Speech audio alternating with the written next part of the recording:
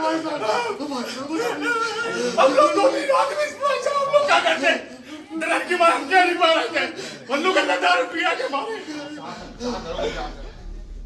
रिश्तों का कत्ल कहे या कानून का शिकंजा, मामला हत्या से जुड़ा है और आरोपी चीख चीख कर कह रहे हैं कि साहब झूठा ना फंसाओ। लेकिन पुलिस भी पुख्ता सबूत के आधार पर हत्या के खुलासे का दावा कर रही है। क्या है पूरा मामला, देखिए इस रिपोर्ट में।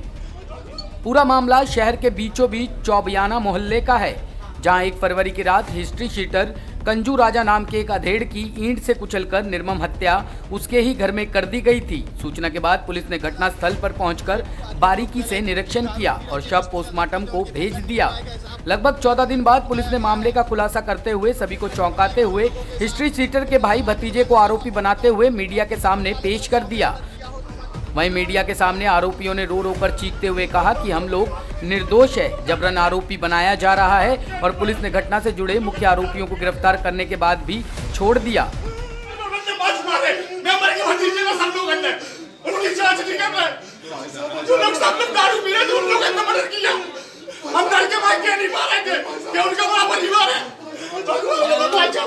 हम लोग क्या नहीं पा रहे थे, ड्रम के बाद उनका बड़ा परिवार है, कोई हाथ नहीं लगा भाई साहब।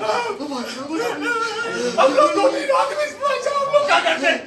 डर की बात हम क्या नहीं पा रहे थे, हम लोग दारू पिया के मारे।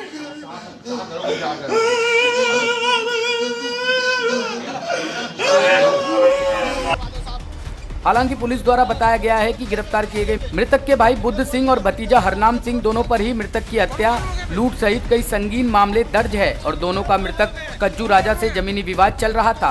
मृतक कज्जू राजा अकेले था और दोनों उसकी संपत्ति हड़पना चाहते थे, इसलिए दोनों ने मिलकर कज्जू राजा की निर्मम हत्या कर डाली।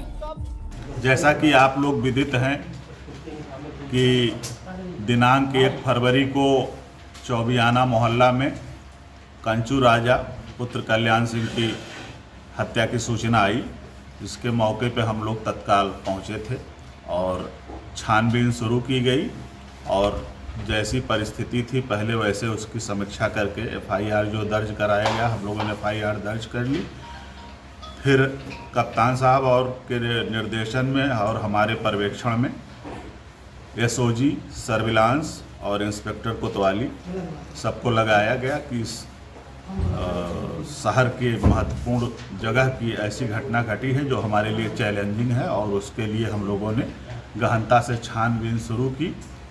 तो जो तथ्य सामने आया कि उसमें इनके मृतक के भतीजे और भाई ही इसमें हत्यारे निकले, चूँकि इनका मृतक के कोई और नहीं था और उसकी संपत्ति पे इन लोगों का निगाह तो था ही और पहले से भी विवाद चल रहा था, जिसके तमाम प्रपत्र वगैरह हम लोगों ने जब छानबीन शुरू की तो तथ्य प्रकाश में आए। इसके अलावा सर्विलांस पे भी लिया गया था इन लोगों को और जो तथ्य सामने आते गए फिर हम लोग धीरे धीरे लिंकअप किए। चूँकि मामला परिवार का ही था इसलिए हम लोगों ने बड़े धैर्य से इसका विश्लेषण और परीक्षण कर लिया। जब सारे तथ्य और साक्ष्य जुटा लिए तब फिर इन पे अंत में हम लोग पहुंचे कि जो है इस हत्या में जो इनका ये जमीनी रंजिश और ये जो अपनी प्रॉपर्टी इन्होंने ईंट से कुचल के हत्या की थी, जो ईंट भी बरामद हो गई है।